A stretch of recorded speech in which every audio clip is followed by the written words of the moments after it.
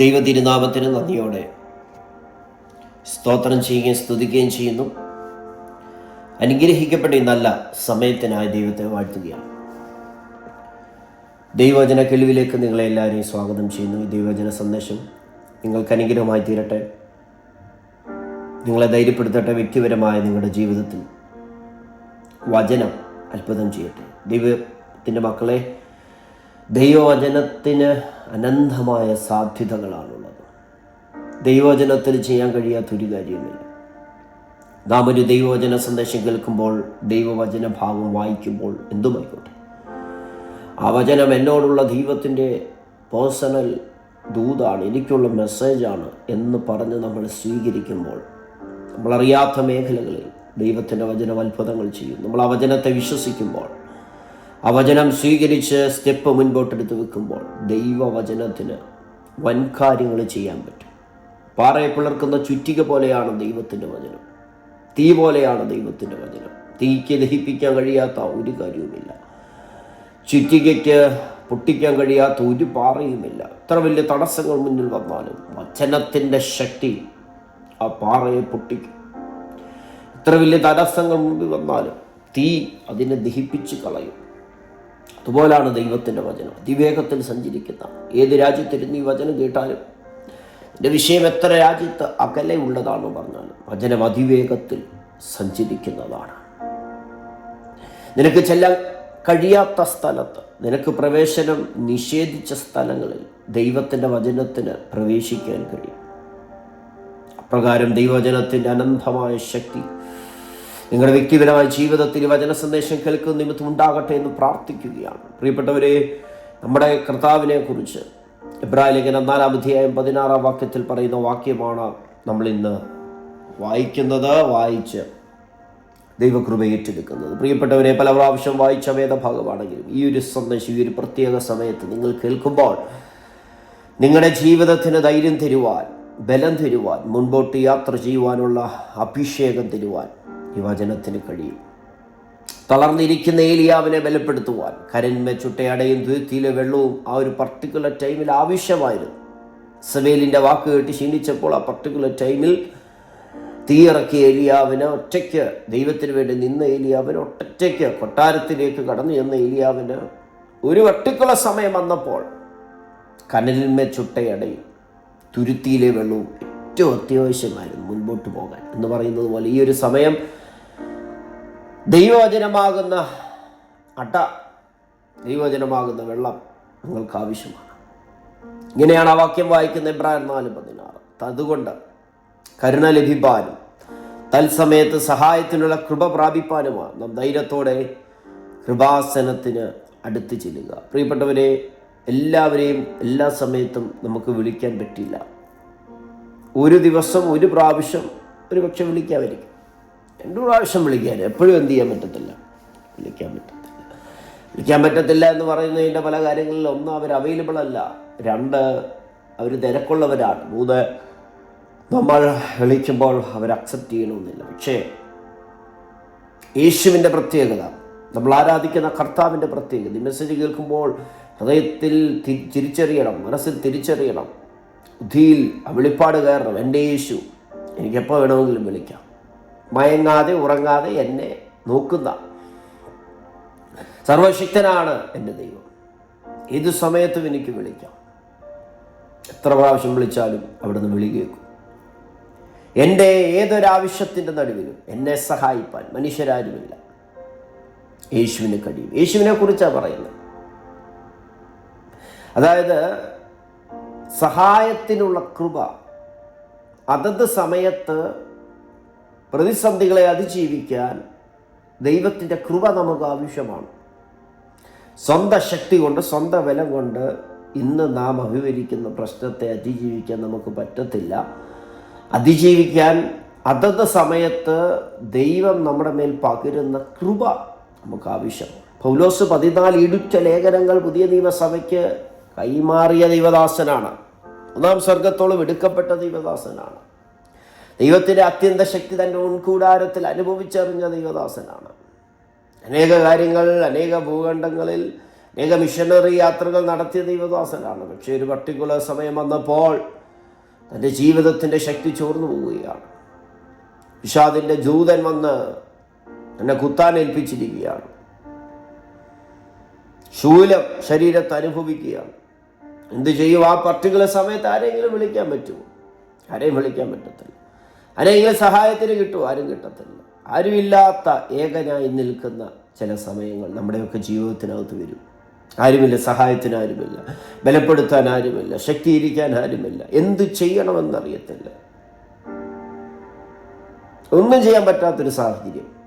ആ സമയത്ത് നമുക്ക് വേണ്ടത് ദൈവത്തിൻ്റെ കൃപയാണ്. പൗലോസിനോട് യേശു കർത്താവ് പറയുന്നത്, എൻ്റെ കൃപ നിനക്ക് മതി. ഈ ഒരു സമയത്ത് നിനക്ക് ആവശ്യം എൻ്റെ കൃപയാണ്. സഹോദര സഹോദരി, ദൈവത്തിൻ്റെ പൈതല്, ദൈവത്തിൻ്റെ ദാസ, ഇരുളടഞ്ഞ നിൻ്റെ ജീവിതത്തിന് ഇപ്പോൾ ആവശ്യം ദൈവത്തിൻ്റെ കൃപയാണ്. നിരാശപ്പെട്ടിരിക്കുന്ന നിനക്കാവശ്യം ദൈവത്തിൻ്റെ കൃപയാണ്. ക്ഷീണിച്ചിരിക്കുന്ന നിനക്കാവശ്യം ദൈവത്തിൻ്റെ കൃപയാണ്. വാ തുറന്ന് പറയണം, കർത്താവേ, ഈ ഒരു പ്രതിസന്ധിയെ അതിജീവിക്കാൻ എനിക്ക് വേണ്ടത് ദൈവത്തിൻ്റെ കൃപയാണ്. പല കാര്യങ്ങളെക്കുറിച്ച് നിൻ്റെ മനസ്സിനകത്ത് ചിന്താകുലം കയറിയിട്ട് അസ്വസ്ഥത നിനക്ക് അനുഭവപ്പെടുമ്പോൾ ഈ ഒരു സമയത്ത് നിനക്കാവശ്യം ദൈവത്തിൻ്റെ കൃപയാണ്. ഏത് സമയത്തും കൃപയുടെ സിംഹാസനത്തിൽ നിന്ന് നിനക്ക് കൃപ ചോദിക്കാം. ഏറ്റവും കൂടുതൽ കൃപ കിട്ടുന്ന സ്ഥലമേതാ? കൃപയുടെ സിംഹാസനമാണ്. Throne of God's unmerited favour to us sinners എന്നാണ് പറയുന്നത്. Throne of God's unmerited favour, കൃപയുടെ സിംഹാസനം. കൃപാസനത്തിന് അടുത്ത് ചെല്ലുക. ആരെ വിളിച്ചിട്ടും കാര്യമില്ല പ്രിയരെ, യേശുവിനെ വിളിക്കുക. യേശുവിൻ്റെ അടുക്കൽ ഈ ലോകത്തിൽ നമ്മൾ ജീവിക്കുമ്പോൾ, യേശു ഈ ഭൂമിയിലായിരുന്ന സമയത്ത് ആരൊക്കെ യേശുവിൻ്റെ അടുക്കൽ വന്നിട്ടുണ്ടോ? ഒരാളെ പോലും യേശു നിരാശരായി വിട്ടിട്ടില്ല. യേശുവിൻ്റെ അടുക്കൽ ഒരു ഹെൽപ്പിന് വേണ്ടി, സഹായത്തിന് വേണ്ടി ആരൊക്കെ വന്നിട്ടുണ്ടോ? ഒരാളെ പോലും യേശു നിരാശരായി വിട്ടിട്ടില്ല. എന്നെക്കൊണ്ട് പറ്റത്തില്ല എന്ന് പറഞ്ഞിട്ടില്ല. ആരൊക്കെ വന്നിട്ടുണ്ടോ അവരെല്ലാം വിടുവിച്ചിട്ടുണ്ട്. അത് നമുക്ക് തരുന്ന ഒരു ഉറപ്പുണ്ട്, ധൈര്യമുണ്ട്. എന്താണെന്നറിയാമോ? നമ്മൾ വിളിച്ചാൽ അവിടുന്ന് വിളി കേൾക്കും. നമ്മുടെ അവസ്ഥയ്ക്ക് വ്യത്യാസം വരും. പ്രിയപ്പെട്ടവരെ, ഒരു രോഗിയായിരിക്കുന്ന ഒരു വ്യക്തിക്ക് സൗഖ്യമാണ് ആവശ്യം, ഉള്ളിൽ ധൈര്യമാണ് ആവശ്യം. ഭയപ്പെട്ട് നിൽക്കുന്ന ഒരാൾക്ക് മുമ്പോട്ട് പോകാനുള്ള ബലം ആവശ്യം. ആവശ്യഭാരത്തിൻ്റെ നടുവിൽ നിൽക്കുമ്പോൾ ഒരു വ്യക്തിക്ക് വേണ്ടത് സഹായമാണ്, ഹെൽപ്പാണ്. ആർക്കും ഒന്നും ചെയ്യാൻ പറ്റാത്ത ചില സാഹചര്യങ്ങൾ നമ്മുടെയൊക്കെ ജീവിതത്തിൽ വരും. ആർക്കും ഒന്നും ചെയ്യാൻ പറ്റില്ല. അവിടെ എന്തെങ്കിലും ചെയ്യണമെങ്കിൽ ദൈവം ഇറങ്ങി വന്ന് പ്രവർത്തിച്ചേ പറ്റത്തുള്ളൂ. അധികാര സ്ഥിരാകേന്ദ്രങ്ങളിൽ ഇരിക്കുന്ന വ്യക്തികളോട് ദൈവത്തിൻ്റെ ആത്മാവ് ഇടപെടുന്ന ചില സാഹചര്യങ്ങൾ വരും. അവിടെ ദൈവം പ്രവർത്തിച്ചാലേ പറ്റത്തുള്ളൂ. രാജാക്കന്മാർ യഹോവയുടെ കയ്യിൽ നീർത്തോട് കണക്കിയിരിക്കുന്ന അല്ലെങ്കിൽ ഇഷ്ടമുള്ളിടത്തേക്ക് താൻ അതിനെ തിരിക്കുന്നു. അപ്രകാരം ഒരു ദൈവപ്രവൃത്തി വെളുപ്പിലും ദൈവം ഇറങ്ങി വന്നാലേ പറ്റത്തുള്ളൂ. എന്ത് ചെയ്യണമെന്നറിയാമോ? അതത് സമയത്ത് നമുക്ക് കൃപ ദൈവത്തോട് ചോദിച്ചു. നിന്റെ ജീവിതം തകർന്നു പോകുന്ന ചില സിറ്റുവേഷൻ വരും. തകർന്നു പോകാൻ, ഞാൻ തകരുകയാണോ കർത്താവേ, ഞാൻ നശിക്കുകയാണോ കർത്താവേ, ഞാൻ തീരുകയാണോ, ഇതെൻ്റെ ആണോ എന്നൊക്കെ പറയുന്ന ചില സാഹചര്യങ്ങൾ നിന്റെ ജീവിതത്തിൽ വരുമ്പോൾ നീ വിശ്വസിക്കണം, ഇതിനെ അതിജീവിക്കാനുള്ള ദൈവത്തിൻ്റെ കൃപ. നീ തകർന്നു പോകുവാൻ, നീ മുടിഞ്ഞു പോകുവാൻ, നീ ഇല്ലാതായി പോകുവാൻ സ്വർഗം അനുവദിക്കത്തില്ല. ആമേൻ. ഒരു ദിവസം യേശുവും ശിഷ്യന്മാരും കൂടെ പടകിൽ സഞ്ചരിക്കുമ്പോൾ തിര തള്ളിക്കയറിക്കൊണ്ടിരിക്കുക, തള്ളി ഇങ്ങനെ പടകിനകത്ത് കയറിക്കൊണ്ടിരിക്കുക. പടകിങ്ങനെ ആട്ടി ഉലയുകയാണ്. വശങ്ങളിലെല്ലാം കൊടുങ്കാറ്റടിച്ചുകൊണ്ടിരിക്കുക, കാറ്റടിച്ചുകൊണ്ടിരിക്കുക. ആ കാറ്റ് കാരണം തിരമാലയുണ്ടായി. തിരമാലക്കകത്തുനിന്ന് വെള്ളം പടകിനകത്തോട്ട് കയറുകയാണ്. കൺട്രോൾ നഷ്ടപ്പെട്ടു, പടകിൻ്റെ കൺട്രോൾ നഷ്ടപ്പെട്ടു. സാഹചര്യങ്ങൾ മൂലം, പ്രശ്നങ്ങൾ മൂലം സഞ്ചരിച്ച പടകിൻ്റെ നിയന്ത്രണം നഷ്ടപ്പെട്ടു. ഇങ്ങനെ പലപ്പോഴും ആയിട്ടില്ലേ? നിനക്ക് നിൻ്റെ ജീവിതത്തെ നിയന്ത്രിക്കാൻ കഴിയാതെ ജീവിതത്തിൻ്റെ നിയന്ത്രണം നിൻ്റെ കയ്യിൽ നിന്ന് നഷ്ടപ്പെടുകയാണ്. കുടുംബജീവിതത്തിൻ്റെ, ജോലി മേഖലയുടെ, വ്യക്തിപരമായ ജീവിതത്തെ, മക്കളുടെ കാര്യം ഓർത്ത് നിൻ്റെ നിയന്ത്രണം നിനക്ക് നഷ്ടപ്പെട്ടു, നിനക്ക് നിയന്ത്രിക്കാൻ പറ്റുന്നില്ല, നിനക്ക് കൺട്രോൾ ചെയ്യാൻ പറ്റുന്നില്ല, വാക്കുകൊണ്ട് കൺട്രോൾ ചെയ്യാൻ പറ്റുന്നില്ല, ചിന്തകൾ കൊണ്ട് കൺട്രോൾ ചെയ്യാൻ പറ്റുന്നില്ല, ആക്ഷൻസ് കൊണ്ട് കൺട്രോൾ ചെയ്യാൻ പറ്റത്തില്ല. കൺട്രോൾ നഷ്ടപ്പെട്ടു, തിര തള്ളിക്കയറി, പട്ടക്ക് മുങ്ങുമാറായി. അടുത്ത നിമിഷം മരണമാണ്, അടുത്ത നിമിഷം തീർന്നു, പ്രതീക്ഷ തീർന്നു, വാഗ്ദത്തം ഇനി നടക്കുന്നു. ദൈവമേ, തീരാൻ പോവുകയാണല്ലോ, ജീവിതം അവസാനിക്കാൻ പോവുകയാണല്ലോ, എല്ലാം തീരാൻ പോവുകയാണല്ലോ. യേശുവിൻ്റെ അടുക്കൽ ശിഷ്യന്മാർ ഒരു കാര്യം ചോദിച്ചു, നാഥാ, ഞങ്ങൾ നശിച്ചു പോകുന്നതിൽ നിനക്ക് വിചാരമില്ലയോ? ഈ പ്രശ്നത്തിൻ്റെ നടുവിലല്ല യേശു അമരത്ത് തല വെച്ച് സുഖമായി ഉറങ്ങുക, സുഖമായിട്ട് ഉറങ്ങുക. ശിഷ്യന്മാർ ഉണർത്തിയിട്ട് ചോദിക്കുക, ഞങ്ങൾ നശിച്ചു പോകുന്നത് നിനക്ക് വിചാരമില്ലേ? യേശു ആ പടകിനകത്തുണ്ടായിരുന്നു, അതവർ ശ്രദ്ധിക്കുന്നില്ല. അവരുടെ ജീവിതത്തിൻ്റെ പ്രശ്നങ്ങൾ കാരണം ചോദിച്ചു പോയതാ. യേശു എഴുന്നേറ്റ് കാറ്റിനെ ശാസിച്ചു, കടലിനോട് അടങ്ങുക, അനങ്ങാതിരിക്കുക എന്ന് പറഞ്ഞു.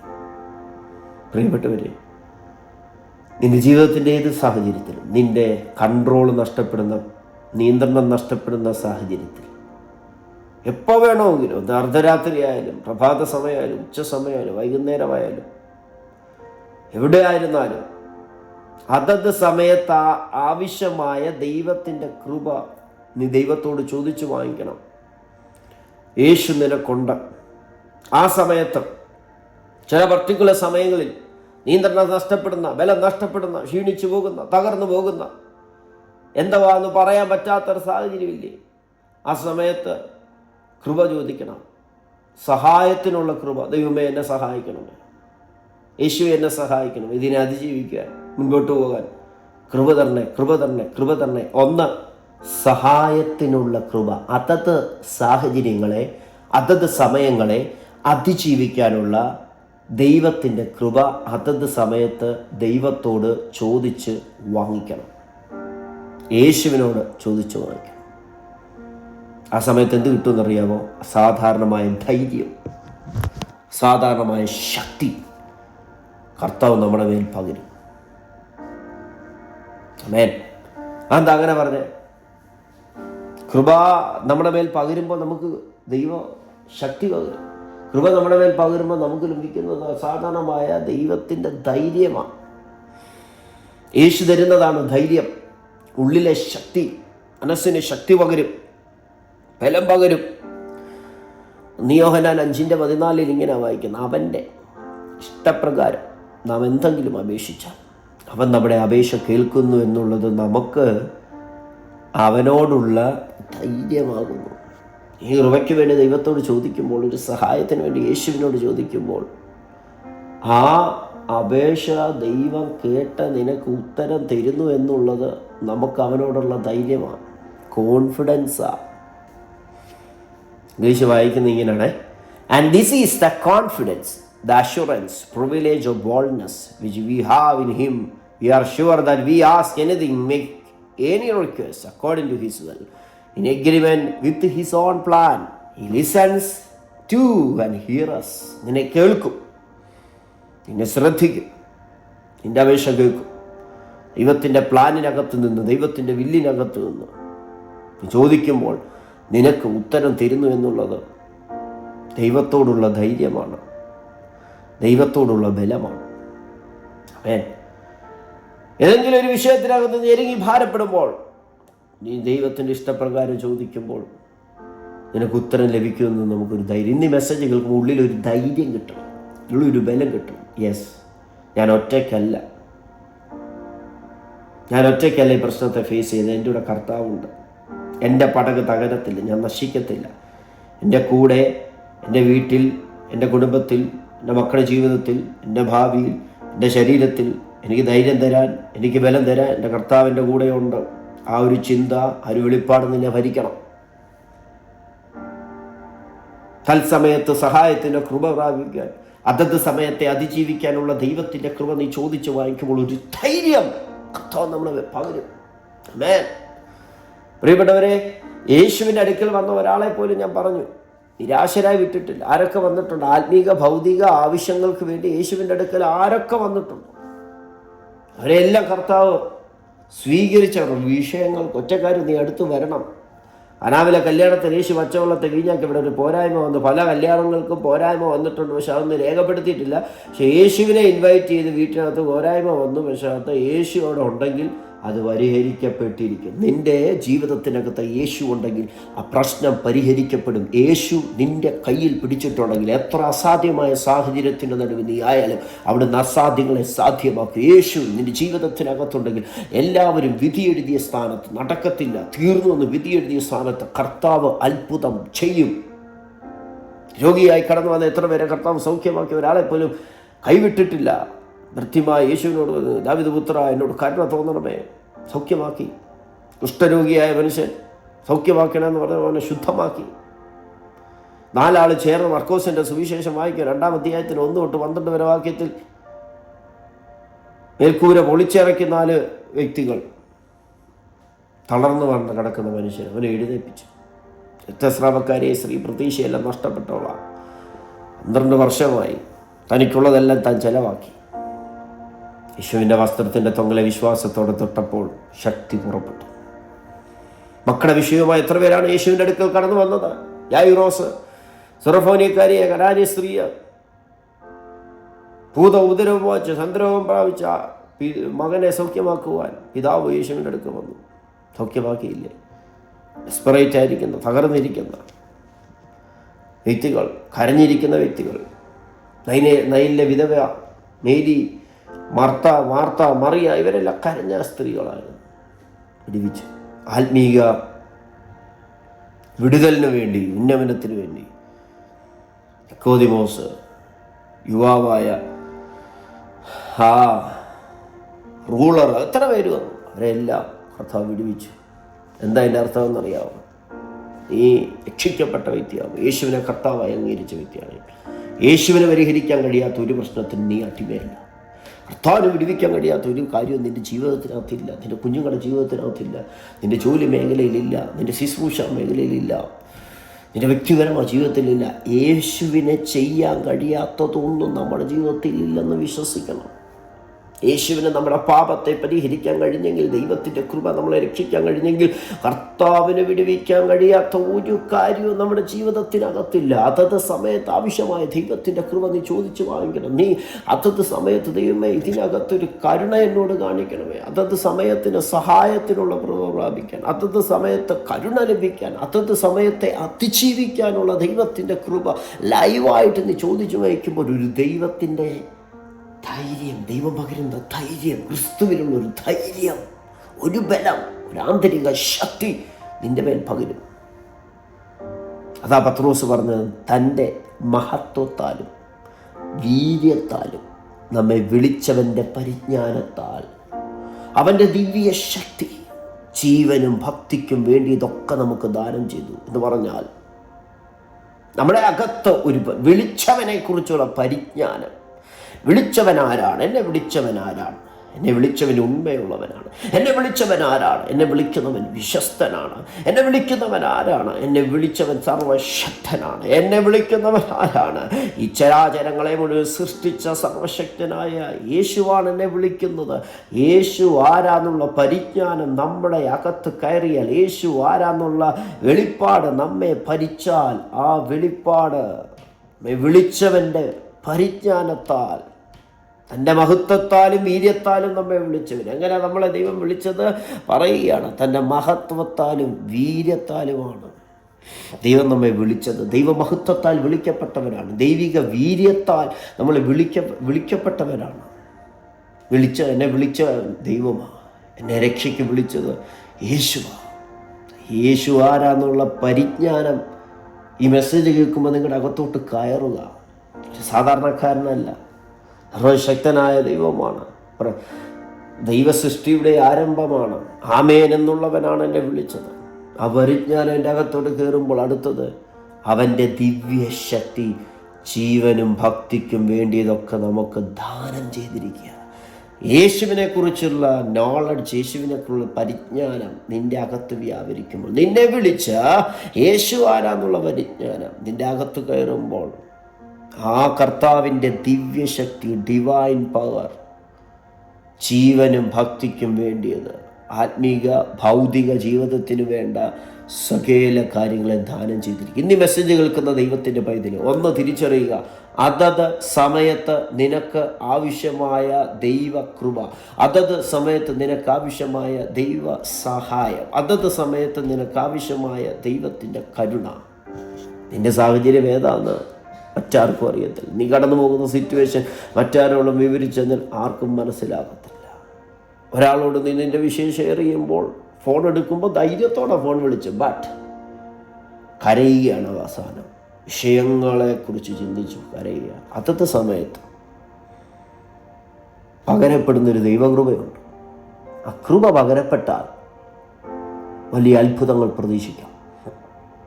യേശുവിനോട് കൃപയുടെ സിംഹാസനത്തിൽ നിന്ന് ഈ ചോദിക്കുക, കർത്താവേ കൃപ വേണം, കൃപ വേണം, പകരപ്പെടണം. അങ്ങനെ ചോദിക്കുമ്പോൾ എന്താണ്? ദൈവം നിനക്ക് ധൈര്യം തരും. എൻ്റെ പ്രാർത്ഥന ഗ്രാൻറ്റ് ചെയ്തപ്പെട്ടു, അത് അപ്രൂവായി, റിസൾട്ട് വന്നു, അപേക്ഷ കേട്ടിരിക്കുന്നു, ഒരു ധൈര്യം കിട്ടും.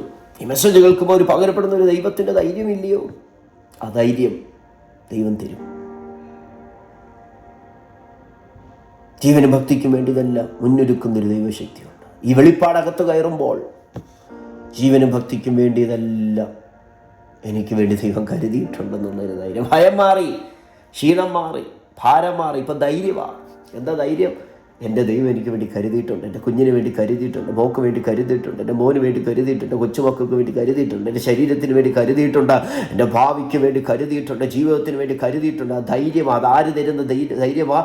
വചനം കേൾക്കുമ്പോൾ പരിശുദ്ധാത്മാവ് തരുന്ന ധൈര്യമാണ്. യേശുവിലുള്ള ധൈര്യമാണ്. അത് ലോകത്തിന് തരാൻ കഴിയത്തില്ല, ലോകത്തിന് എടുത്തുകൊണ്ട് പോകാൻ പറ്റത്തില്ല. ആ സമാധാനം, ആ സന്തോഷമോ, ആ ശക്തി ലോകത്തിന് എടുത്തുകൊണ്ട് പോകാൻ പറ്റത്തില്ല, പ്രശ്നങ്ങൾക്ക് എടുത്തുകൊണ്ട് പോകാൻ പറ്റത്തില്ല. നാമോ നമ്മെ സ്നേഹിച്ചവൻ മുഖാന്തരം ഇതിലൊക്കെയും പൂർണ്ണജയം പ്രാപിക്കുന്നു ദൈവത്തിൻ്റെ വചനം പറയുമ്പോൾ, ഇനി മെസ്സേജ് കേൾക്കുന്ന ദൈവത്തിൻ്റെ പൈതലെ, മെസ്സേജിൻ്റെ പ്രാരംഭ സമയത്ത് നീ അലട്ടിയ പ്രശ്നം ഇപ്പോൾ നിൻ്റെ ജീവിതത്തില്ല. നിനക്കിപ്പോൾ ഉള്ളത് ധൈര്യമാണ്. എന്താണ് നിനക്കുള്ള ധൈര്യം? എൻ്റെ ദൈവം എനിക്ക് വേണ്ടി കരുതിയിട്ടുണ്ട്, എൻ്റെ കർത്താവ് എനിക്ക് വേണ്ടി കരുതിയിട്ടുണ്ട്. അവിടുത്തെ ദിവ്യശക്തി ജീവനും ഭക്തിക്കും വേണ്ടിയതൊക്കെ എനിക്ക് മുന്നൊരുക്കിയിട്ടുണ്ട്. അവിടുന്ന് അസാധ്യമായിട്ടൊന്നുമില്ല. അവിടുന്ന് ഞാൻ പ്രാർത്ഥിക്കുമ്പോൾ എൻ്റെ പ്രാർത്ഥന കേൾക്കുന്ന ദൈവമാണ്. ഞാൻ കൃപയ്ക്ക് വേണ്ടി കൃപയുടെ സിംഹാസനത്തിൽ നിന്ന് ചോദിക്കുമ്പോൾ എനിക്ക് കരുണ തരും, എനിക്ക് സഹായിക്കും.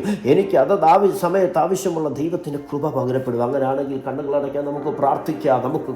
നമ്മുടെ കർത്താവ് ജീവിച്ചിരിക്കുന്നവനാണ്. നമ്മുടെ കർത്താവിന് പരിഹരിക്കാൻ കഴിയാത്ത ഒരു പ്രശ്നവും നമ്മുടെ ജീവിതത്തിലില്ല. അവിടെ അസാധ്യങ്ങളെ സാധ്യമാക്കുന്ന ദൈവമാണ്. അവിടെ വീര്യം പ്രവർത്തിക്കുന്ന ദൈവമാണ്. പ്രാർത്ഥിക്കുന്ന ദൈവത്തിൻ്റെ ജനത്തിന് കൃപ പകരുന്ന ദൈവമാണ്. പ്രാർത്ഥിക്കുന്ന ദൈവത്തിൻ്റെ ജനത്തോട് കരുണ തോന്നുന്ന ദൈവമാണ്. പ്രാർത്ഥിക്കുന്ന ദൈവത്തിൻ്റെ ജനത്തിന് ധൈര്യം പകരുന്ന ദൈവമാണ്. പ്രാർത്ഥിക്കുന്ന തൻ്റെ ജനത്തെ സഹായിക്കുന്ന ദൈവമാണ്. എല്ലാവരും കൈയൊഴിഞ്ഞ ആ വിഷയത്തെ കൈകാര്യം ചെയ്യുവാൻ യേശുവിന് കഴിയും. കർത്താവേ, നല്ല സമയത്തിനായി സ്തോത്രം. ഏത് സമയത്തും കൃപയുടെ സിംഹാസനത്തോടടുത്ത് പിതാവേ എന്ന് വിളിക്കുവാൻ ഞങ്ങൾക്ക് നൽകിയ പുത്രത്വത്തിൻ്റെ പദവിക്കായി സ്തോത്രം. അവിടെ നിന്ന് ഞങ്ങളെ വിളിച്ചത് മഹത്വത്താലാണല്ലോ, വീര്യത്താലാണല്ലോ. ആ പരിജ്ഞാനം ഞങ്ങളുടെ അകത്ത് കയറുമ്പോൾ അവിടുത്തെ ദിവ്യശക്തി ജീവനും ഭക്തിക്കും വേണ്ടി എല്ലാം ഒരിക്കലും ഈ മെസ്സേജ് കേൾക്കുന്ന വ്യക്തികൾക്ക് ആവശ്യമായ അതത് സമയത്ത് ആവശ്യമായ ദൈവത്തിൻ്റെ കൃപ അങ്ങനെ ചോദിക്കുവാനുള്ള അവകാശം, ചോദിക്കുവാനുള്ള പ്രിവിലേജ് തന്നതിന് നന്ദി പറയുന്നു. സഹായിക്കണമേ, കരുണ തന്നണമേ, അസാധ്യങ്ങളെ സാധ്യമാക്കണേ. പ്രാർത്ഥന ചോദിച്ച വ്യക്തികൾക്ക് വേണ്ടി പ്രാർത്ഥിക്കും. ദാഹത്തോടെ വിശപ്പോടെ ഈ വചനത്തിന് മുമ്പാകെ ഇരുന്ന സകല പ്രിയപ്പെട്ടവരെ സമർപ്പിക്കുന്നു. അങ്ങനെ അത്ഭുതം ചെയ്യണമേ. വരവിനായി ഞങ്ങൾ ഒരുക്കണമേ. യേശുവിൻ നാമത്തിൽ ആമേൻ. God bless you.